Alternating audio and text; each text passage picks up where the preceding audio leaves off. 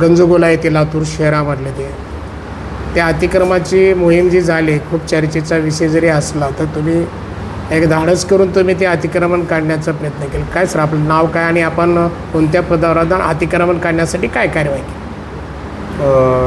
माझं नाव पवन सुरवसे. मी क्षेत्रीय अधिकारी सी झोन महानगरपालिका लातूर येथे कार्यरत आहे. तर लातूर शहर महानगरपालिकेच्या वतीनं दिनांक 6 तारखेला व 7 तारखेला आम्ही या ठिकाणी अतिक्रमण मोहीम एकदम सक्षमपणे राबवण्यात आलेली आहे. सदर मोहिमेमध्ये आमच्या आदरणीय श्री मानसी मीना मॅडम यांच्या मार्गदर्शनाखाली व उपायुक्त श्रीमती वसुधा फड मॅडम यांच्या अचूक नियोजनामुळे आम्ही सदर मोहीम या ठिकाणी घेतली आहे. जवळपास 6 तारखेला आम्ही 300 अतिक्रमणे हटवलेली आहेत व आज रोजी आम्ही 280 अतिक्रमणे या ठिकाणी हटवलेली आहेत. या मोहिमेमध्ये एकूण आमचे 5 पथके तयार करण्यात आलेले होते. अतिक्रमण विभाग असेल, नगररचना विभाग असेल, 4 क्षेत्रीय अधिकाऱ्याचे क्षेत्रीय कार्यालयातील क्षेत्रीय अधिकारी असेल, असे एकूण आम्ही 5 पथक तयार करण्यात आलेले होते.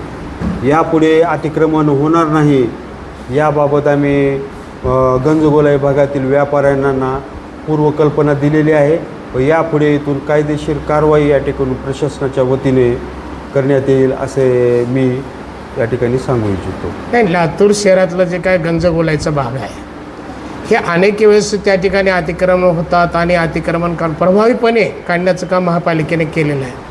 हे म्हणजे असं अतिक्रमण सतत महापालिकेला आता अतिक्रमण काढण्यामध्ये काही खर्च होतोच ना सर, म्हणजे पण ह्या संदर्भात अशी काय म्हणजे नेमकं हे सतत अतिक्रमण होण्याचं कारण काय? नाही, व्यापाऱ्यांना आम्ही तात्काळ आमचे अतिक्रमण विभाग असेल अथवा क्षेत्रीय कार्यालयाचे आमचे कर्मचारी वर्ग असतील, हे सतत व्यापारी वर्गांना वारंवार सांगत असतात की या ठिकाणी अतिक्रमणे करू नका म्हणून आम्ही सांगत असतो. कायदेशीर दंडात्मक त्यांच्यावर कारवाई करतो. परंतु आम्ही गेल्यानंतर काही उद्योजक व्यापारी हे अतिक्रमण करतात.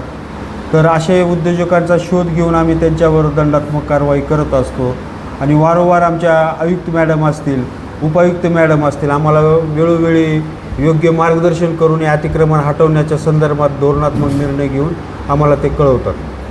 आता तुम्ही एक सक्षम अधिकारी महापालिकेचे काय आयुक्त असतील, उपायुक्त, हे कार्यवाही झाली हे जरी सत्य असलं तर मला सांगायचं की बा ते अतिक्रमण कोणते राजकीय जे का त्याच्यामध्ये जे का हस्तक्षेप होतो, कुणाच्या ओळखीचे असतात, त्याच्यामुळं अतिक्रमण होतं. मग काही कर्मचाऱ्याला अडचणी बी येतात आणि त्याच्यामुळं अतिक्रमण वाढतं.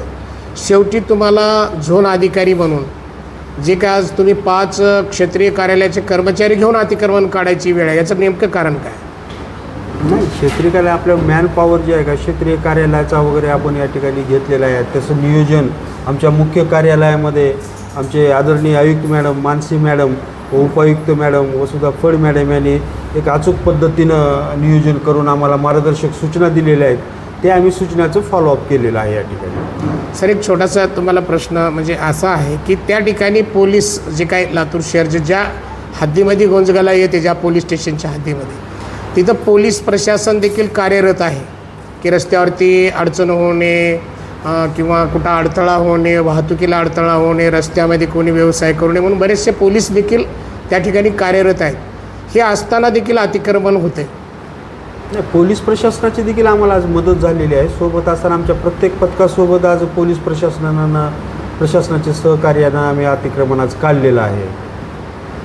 तुम्ही जसं हा जो तुम्ही झोन अधिकारी म्हणून जसं पदभार स्वीकारला, एक अतिक्रमणच नाही म्हणजे की तुमच्या क्षेत्रामध्ये जे काही क्षेत्र येते त्याच्यामध्ये अनुचित म्हणजे काय अतिक्रमण जे काय बांधकाम असेल ह्या बाबतीमध्ये तुम्ही निर्णय घेतच आहात. पहिल्या प्रथमच तुम्ही इथं चार्ज घेतल्याच्यानंतर अतिक्रमण मोहीम काढण्याच्या संदर्भात तुम्ही भूमिका घ्या. काय वाटते आपल्याला? नाही, तसे आम्हाला वरिष्ठाकडून आमच्या आदेशित करण्यात आलं होतं की बाबा आपल्याला अतिक्रमण काढायचं आहे. त्या अनुषंगानं आम्हाला काही नियोजन आमच्या मनपा मुख्य कार्यालयात आहे. आदरणीय आयुक्त मॅडम असेल, आदरणीय उपायुक्त मॅडम असेल, त्यांच्या मार्गदर्शनानुसार आम्ही सदर एक काम नियोजनबद्ध पद्धतीने आम्ही चोख पार पाडलेलं आहे. किती लोकांवर कार्यवाही केली म्हणलं तुम्ही?